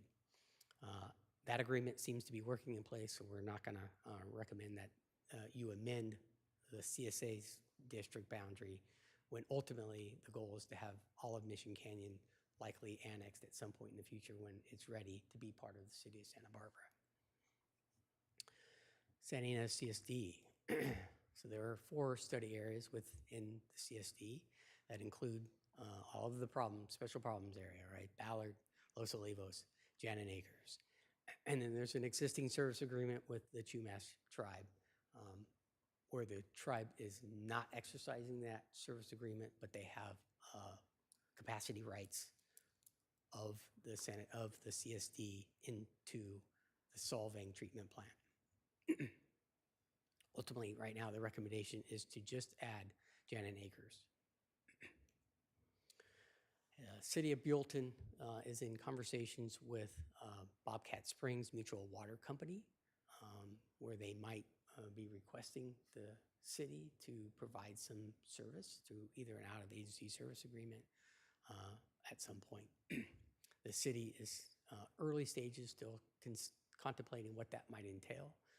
The recommendation is to not include that territory into the sphere at this point through this study. And essentially let the city work out what needs to happen. If it makes sense to do that down the road, we can always take that application up as a standalone application.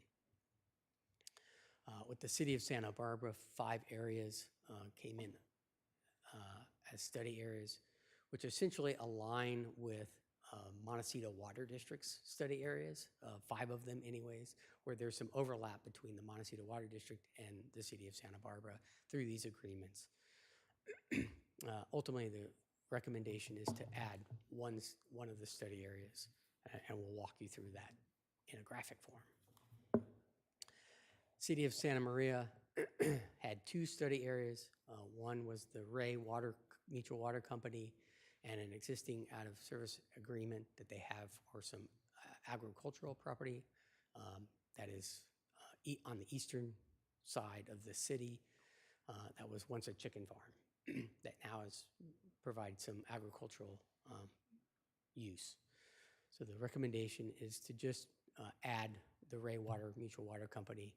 The city is working with Ray Mutual Water Company to go through an out-of-agency service agreement because the Mutual Water Company is into a public health and safety concern, and State Water Agency has declared that they need to provide better water service for those customers.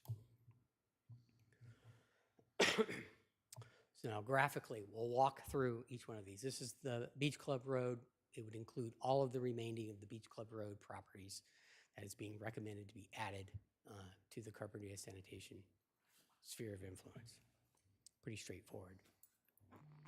Study area 2 was 2 parcels that are greenhouse agricultural use properties that are just west of the high school and just east of the sanitation district boundary. These are not recommended to be added for consistency with much of LAFCO's policies. This is the Lomelita, Azarena residential neighborhoods that are adjacent to the district. These are largely built-out residential properties that at some point may need service for sewer that are on the coast. And so these are being recommended to be added at this point. This is another residential neighborhood that is largely built out, slightly larger lots, a little farther from the district, a little bit more of a challenge to get service out to this area. And so the recommendation is to not include it at this time. And the last study area, the 5th study area, was the gap between Summerlin Sanitation and Carpinteria Sanitation. This gap area has a mix of different uses and agricultural purposes. The recommendation is to not include this into any of the spheres of influence for the agencies.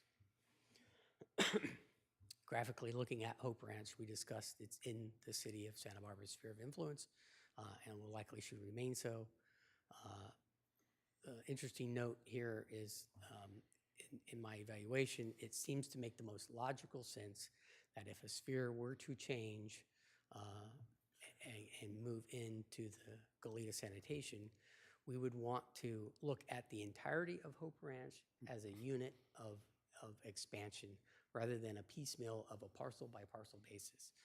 So the recommendation is if that ever changes and the city of Santa Barbara decides they do not want to provide service to this area and Goleta could, then Goleta would, the recommendation is that Goleta take it in as one fell swoop and allow individual annexations as septic systems begin to fail and cannot be replaced, but not to do it as a piecemeal one by one parcel of sphere and annexation as that moves forward.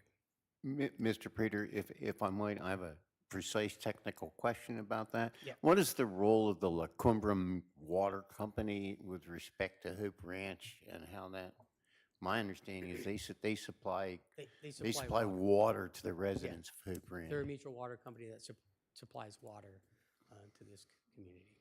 But that wouldn't be affected by whatever you're contemplating. No, only in the sense that that contemplation is for sanitation services, in which they're not providing that. It's all septic systems in this area. Thank you. Yeah, I'm just curious, if you know, how is the Santa Barbara got the SOI for Hope Ranch? Can you repeat that question? How did the city of Santa Barbara get the sphere of influence of Hope? Of Hope Ranch? That I don't know. Research I can look into. You don't need to. I just find it very curious. Yeah. I would suspect that it was adjacent to the city, and at one point, the city of Santa Barbara sphere was much larger, included all the way out into Goleta. That was stripped back through some actions. This might have been a remnant that was left. I think it might have been a remnant when the city took over the airport.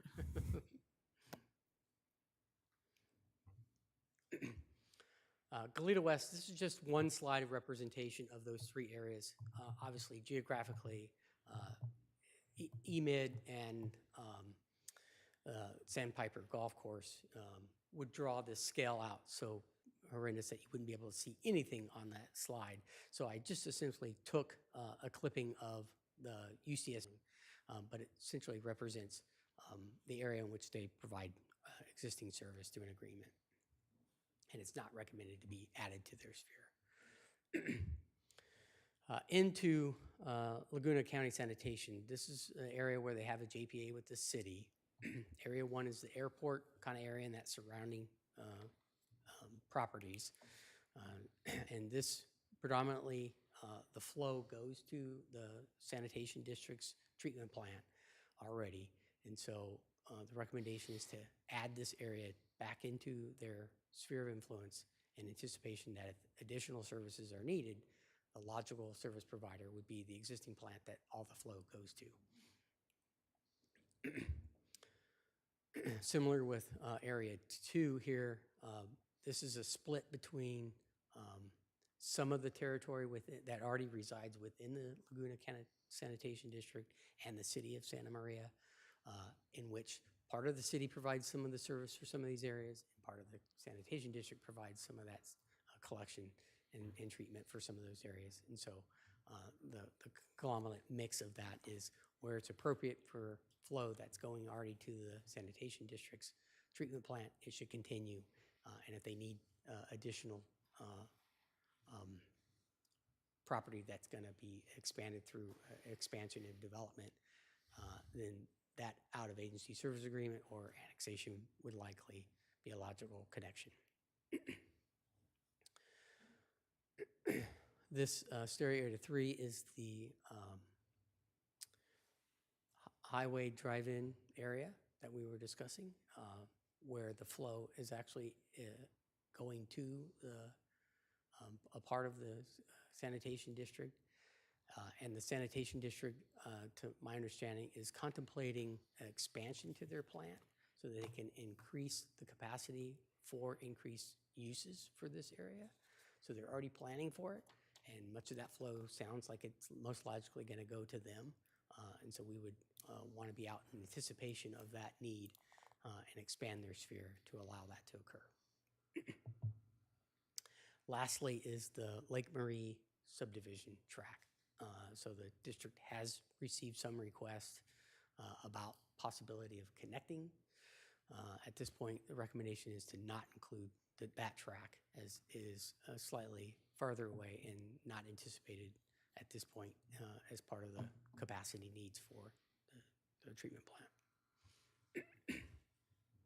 The two small areas in Montecito Sanitation are immediately adjacent to their existing service boundary, which already currently has a built-out single-family home in which the property owner wants to add a guest house. And lastly, a second area is an adjacent under common ownership in which the commission in 2020 annexed that area in blue just to the south of that. So this was annexed into the sanitation district, but the same property owners own this property as well, and it's vacant as part of that. So in order to make logical boundaries, it seems prudent to just adjust that to include all of that territory within the sanitation district's sphere of influence. Excuse me, Summerlin Sanitation, these are the two areas along Ortega Ridge and the Summerlin Heights, where they already currently provide this service through some exchange agreements with Montecito Sanitary. So it makes logical sense to expand the sphere to a territory they're already providing service to. Here's the Union Pacific Railroad corridor. That is the east portion of the water district, where the west portion, the east portion's already been included within the service boundary. And so we think it'd make a logical sense to just connect that line at the far western side.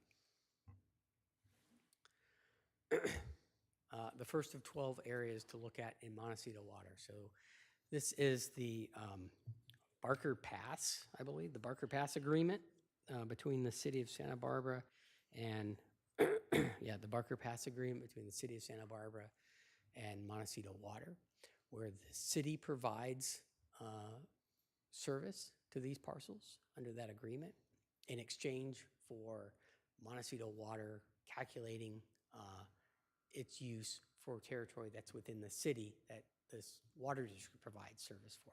So it's a complicated flow of water and service and who the provider is.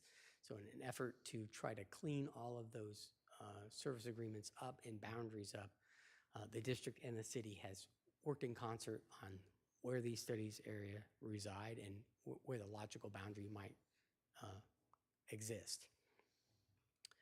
Having said that, we are aware that the Montecito Water District and the Montecito Sanitation District are contemplating a consolidation effort. They've embarked on a feasibility study. That study is likely coming back to their board either at the end of this year or start of 2023. The two boards will have to reconcile what that means for them and what kind of process they might undertake if they wanted to pursue that. The water district itself could request LAFCO to expand its powers and take on sanitation services as an alternate approach.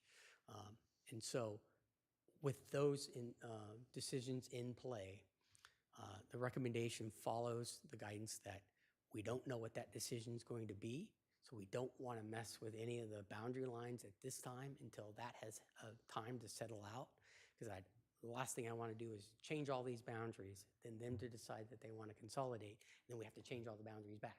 Because obviously much of the Montecito Water District and Montecito Sanitation District overlap one another. And so that's largely what the recommendation follows. Study area 2, again, this is a study area because this area is being served by the sanitation district, but not by the water district. But if consolidation or some other form was to happen where the district is now needing to provide sanitation, they would need to expand their boundary to include that. Area 3 is the Coyote Road Agreement area. This is the agreement of territory that's in the city of Santa Barbara that the water district has district pipes that provide district water to these properties. And so the district would like to see their boundary align with that, and largely to the effect so that whenever notices go out that the members that receive water from Montecito get the proper notice because they're members or customers of the water district. Right now, if there's a health and safety notice that goes out based from Montecito Water, these particular customers don't get it because they're inside the city of Santa Barbara and get billed that way. And so there's a billing exchange agreement that goes between the water district and the city that would all go away if we can adjust the boundary. Similarly, within this area, this is now just inside the service district boundary. This is the one parcel that is vacant, so nobody provides service. But the next area are 3 parcels surrounding that that are being provided service by the city of Santa Barbara. They're in the water district, but Santa Barbara provides this service. They have infrastructure that's provided by the city. And so we're looking at all of these individual parcels and how they play out and who would be the most logical service provider. Study Area 6 was a vacant lot that the district does not provide service to, and they feel would be most logical for the city to provide service. And so it is adjacent to the city boundary. The city does have infrastructure just south of this in that roadway. And so this is a request to detach this property from the district and ultimately be added to the city's sphere of influence and annexed. Study Area 7 is an overlap between the Montecito Water District and the Carpinteria Sanitation District. And so this area is being considered, again, to the effect of how the future decision about consolidation might work and who would be the appropriate service provider. There would be some overlap and conflict between the Carpinteria Sanitation District and this new entity that might form. And so we'd have to figure out how this interplay of boundaries would have to coexist. And so it became a study area. Study Area 8 are, again, overlapping between the water district and the city of Santa Barbara, in which the northern parcel is Westmont College and that surrounding neighborhood. And the southern is the Coast Village commercial corridor and the Summit Road area. And so there's interplay between pipelines between the water district and the city to provide each of these services. The city, in the southern area, the city provides the northern half. This northern half service is provided by the city, and this leg is provided by the water district service. And so we're looking at these areas to try to clean up boundary lines to align with the most logical service provider. Study Area 9, again, are areas that are not being served by the water district but are adjacent to the city, and so they could be potentially moved into the city if the city were to seek that. So they can study areas again. Again, same issue. That sort of works out in theory as long as whatever future decision the water district and the sanitation district make don't intertwine with current services, because those properties are currently being provided sanitation services by Montecito Sanitary, but not water service by Montecito Water. So we wouldn't want the city to come in and usurp the service, being the service provider, if one of those agencies decide they want to retain that authority. Similar with Study Area 10, again, Study Area 10 to the south was another detachment. The district was ambiguous about whether or not this would be part of the city or not. This is adjacent to that other parcel that's being solely studied that's vacant. This particular parcel actually has is being served by the city. And so it has development, and there is a connection that's to the city there. And so whether that becomes city or not, the district could go either way. And again, as we indicated, in that lower area, the Summit Hill Road area and that Coast Village Drive area, This is the area where the water district provides service. This is the area where the city provides service. And so there's two parcels just north of that that could easily be tied into the city. And so the district could give or take that as either a detachment or not. So it became a study area. This is just an island out in the middle of to remove islands to be consistent with LAFCO's policies. And lastly is an overlap between Carpinteria Valley Water, who provides service currently to this residence that has two parcels, and the Montecito Water District. And so both of them have water lines in the area. When it got built, I believe Carpinteria Valley Water had cheaper rates, and so they opted to want to go to their district for service, and so they're tied in and a customer of Carpinteria Valley Water.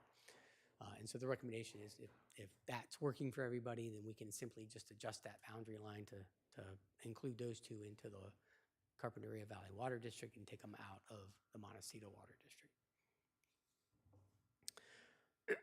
Okay, CSA 12. This is the area, neighborhood that is served by a collection of CSA 12 that is within the city of Santa Barbara. That already has an existing agreement between the two entities, and it's working. So we're not suggesting any changes here. Santa Ynez study areas. So study area 1 was the community of Ballard. And so we've got 129 parcels that essentially make up this area. It certainly is a special problems area. There are some challenges to providing services for Santa Ynez as far as just distance itself, as far as county planning principles and policies to providing service in this area and in allowing increased development potential. And lastly, there's some issues with the capacity within the Santa Ynez CSD's capability.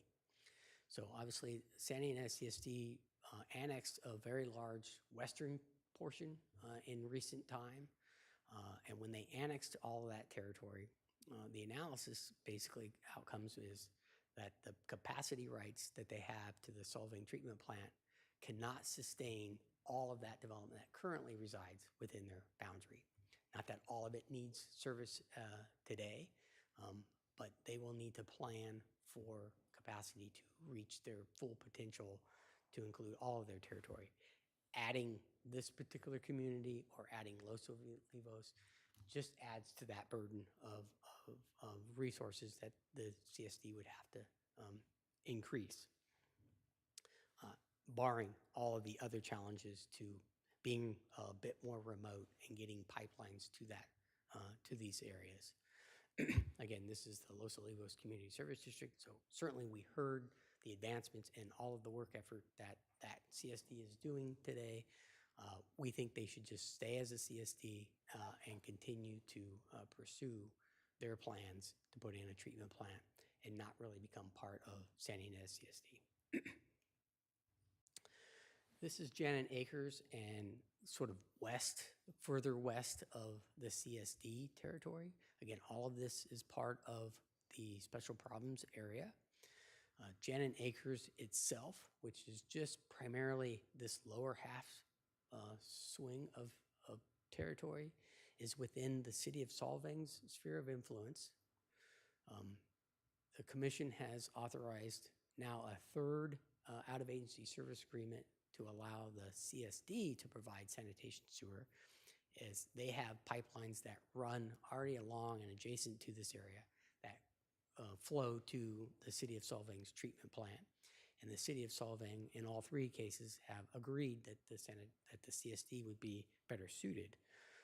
And so we're contemplating and recommending that all of this territory be added to the CSD's sphere of influence boundary, and so that we would no longer have to rely on a public health and safety issue, that individually these parcels could be annexed and taken out of a septic system scenario.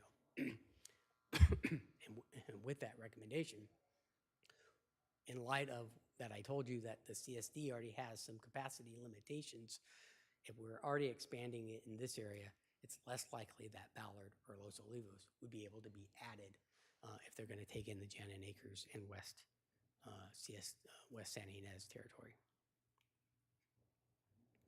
Lastly, San Ynez CSD is the existing agreement with the Chumash for 88,000 gallons per day capacity rights to the treatment plant that they currently do not exercise, and I don't think they're anticipating to exercise, and so I don't think there's any future development. And the Chumash already have a treatment plant already within their reservation for which they contract with the CSD staff to manage. So we don't think they need to expand their sphere in that territory. City of Buellton is the Bobcat Springs Mutual Water Company. Again, as indicated, the city does have an existing out-of-agency service agreement that extended beyond the city out to a restaurant.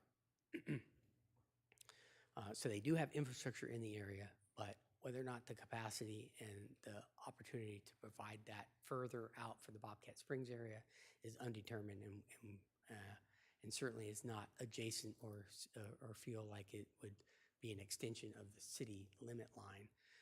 And as we all know, you'd have to be adjacent to that, and so they'd have to take in, encompass all of this territory in order to get out to the Bobcat Springs area. So at this point, we don't think that's a prudent decision to make, and so we're not recommending expanding the sphere at this point. May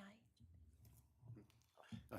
Supervisor, or Commissioner Hartman had a comment or a question. Yes, there's also a citizens' initiative and urban growth boundary in Buellton before they can extend, I believe it's water or wastewater, beyond the city limits. There has to be a vote of the people. That's part of their general plan through 2025. So I think that's another wrinkle here. Yeah, certainly.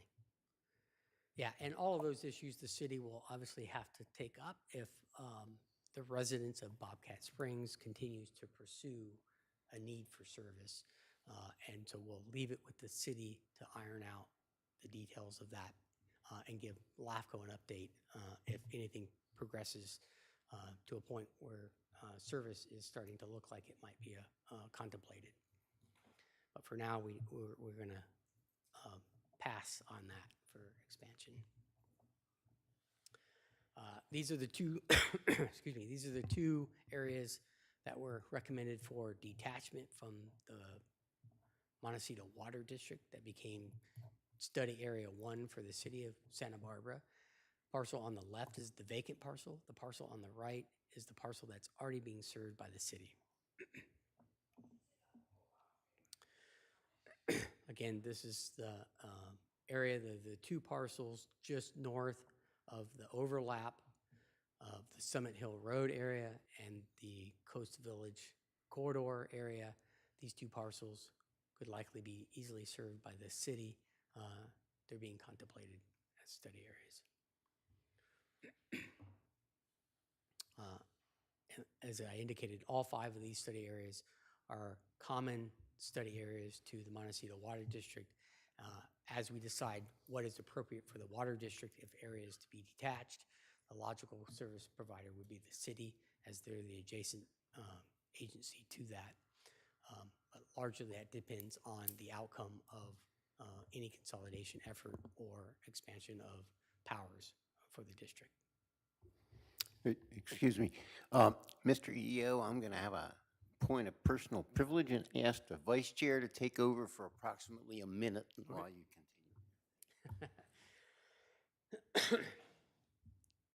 Study Area 4 is the Barker Pass agreement that we spoke about that currently is provided infrastructure and service by the city that is within the water district territory. And so if the city is currently providing service and we look back at the previous area, let me go back here to this area. So the Barker Pass is just north, it touches this area and it includes this portion of that. So that would allow a connectivity with existing city boundary and looking at all of these areas. And so they're all kind of commingled as to the decisions that are going to ultimately be made. This area could not be added to the city's sphere and annexed without the adjoining properties to be able to meet the Cortese-Knox-Hertzberg Act requirement. And lastly is study area 5 for the city of Santa Barbara. This is, we're calling the Sunrise Hill area. This is the gap area between no man's land. The water district doesn't provide service. The sanitation district doesn't provide service, nor does the city of Santa Barbara provide services. This is sort of a white area of potential unmet need. There was a out-of-agency service agreement issued by this commission in 2020 for a parcel that was just on the outskirts of the city. And so the recommendation is to make the logical service provider the city of Santa Barbara and include this gap area into the city's sphere of influence for that purpose. Go ahead. Maybe I missed it, it was an earlier area, but what's the deal with the little extra bit that's still white? Yeah, the extra bit that's still white. That is a current area that's being served by the sanitation, Montecito Sanitation District. Their boundary resides there, but it's not part of the water district. It became study area 2 in the water district so that they would co-align through the possibility of that consolidation effort.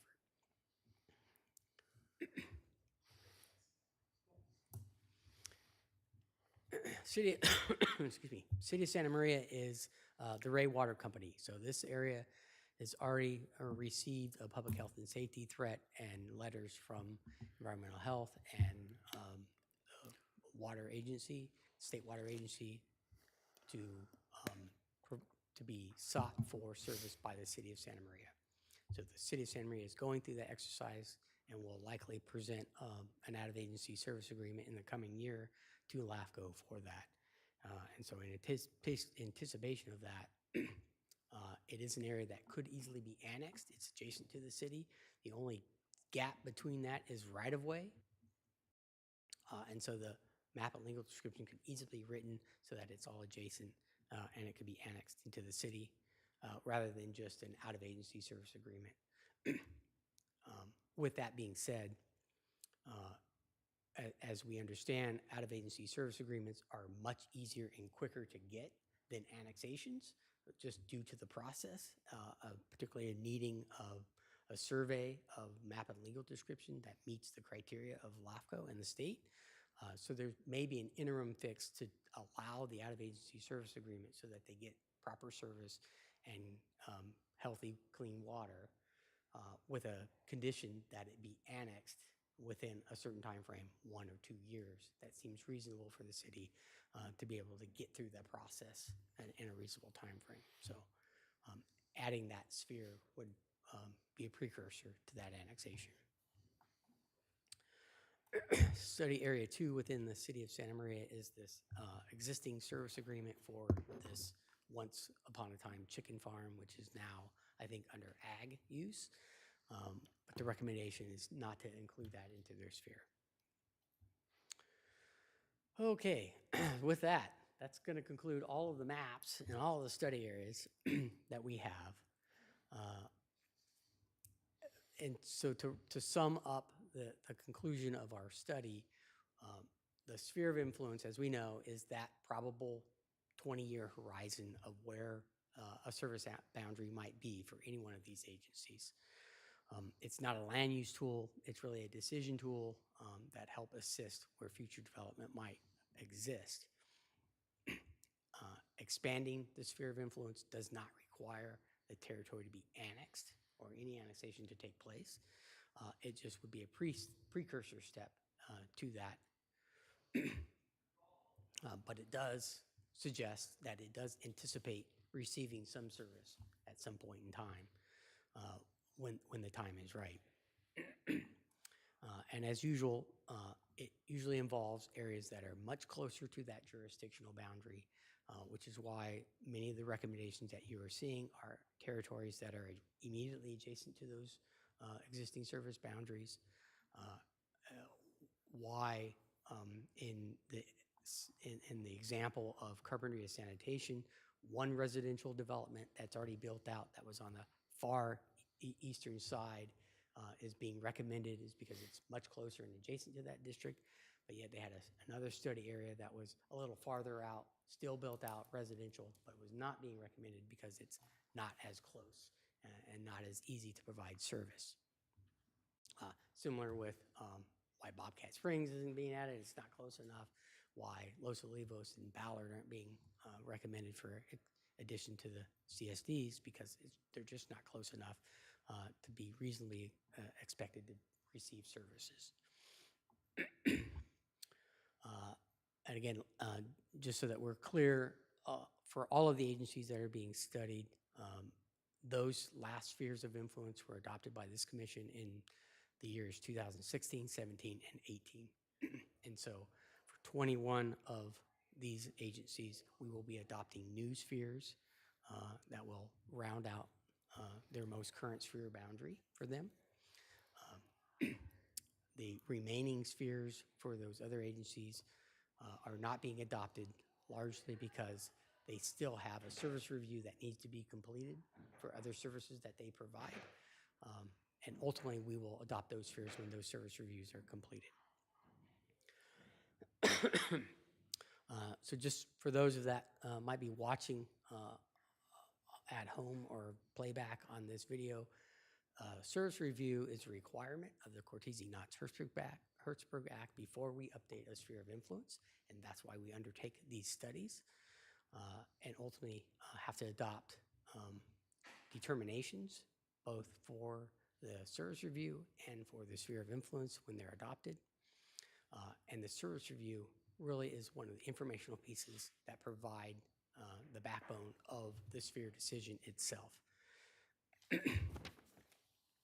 And the service review essentially evaluates each of those jurisdictions' ability to provide service, not only in the existing service area, in their existing sphere of influence, but also within these study areas as to whether it's appropriate to add them and that service capability that would be required of those.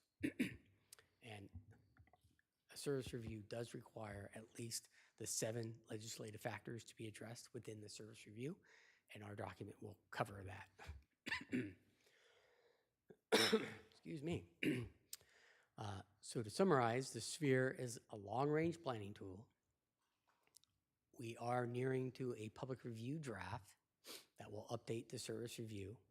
It will contemplate at least a minimum of 30-day public review period that will likely start at the beginning of next year. The recommendations that I've expressed today are tentative, and they will be finalized before that public review draft is released. And again, 21 of the 33 agencies will have their spheres amended as a result of the completion of this particular study. All remaining agencies will be updated after the other spheres, other service reviews are considered. Look at that, 50 slides. Wow, too long. So with that, that concludes the service review and the milestone that we have reached with the admin draft. Thank you, Mr. Prater.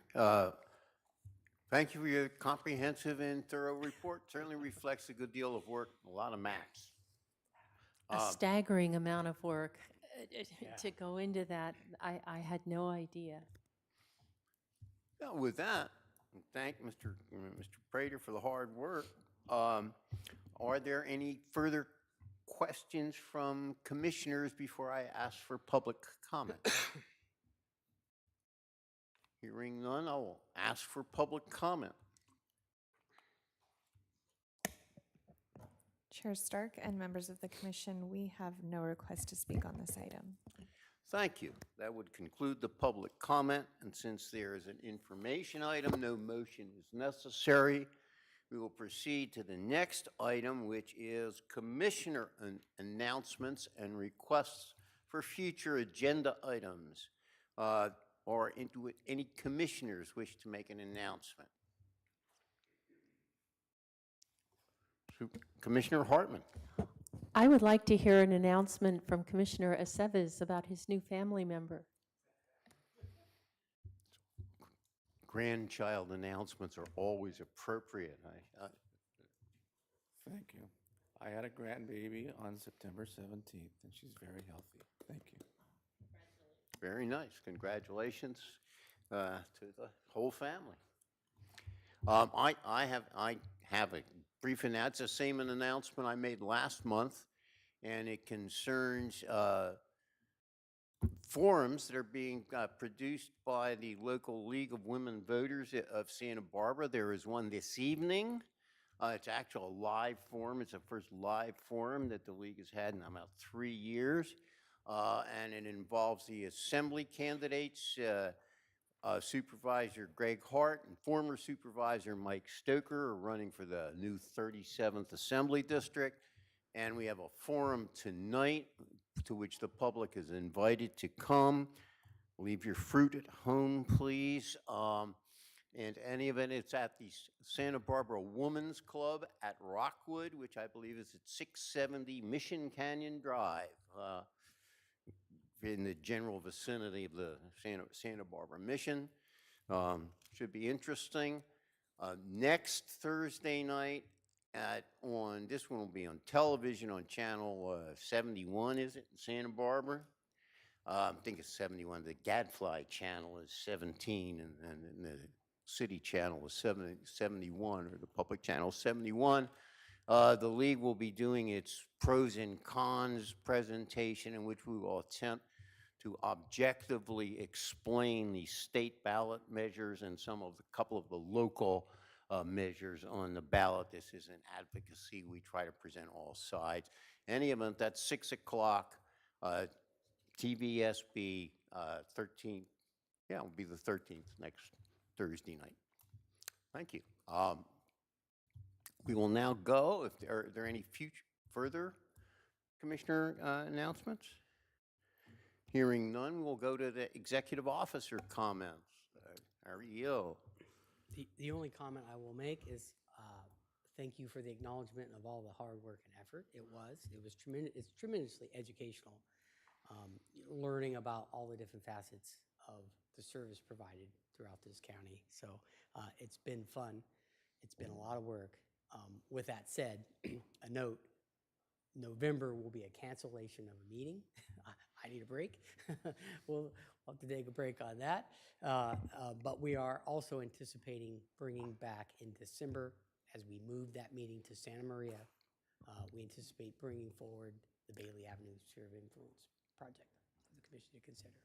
And that'll be our last meeting of the year. Thank you. And with that, we are now adjourned to Thursday, December 8th at 2022 at 1 o'clock p.m. in the Santa Maria Centennial Administration Building. Thank you very much.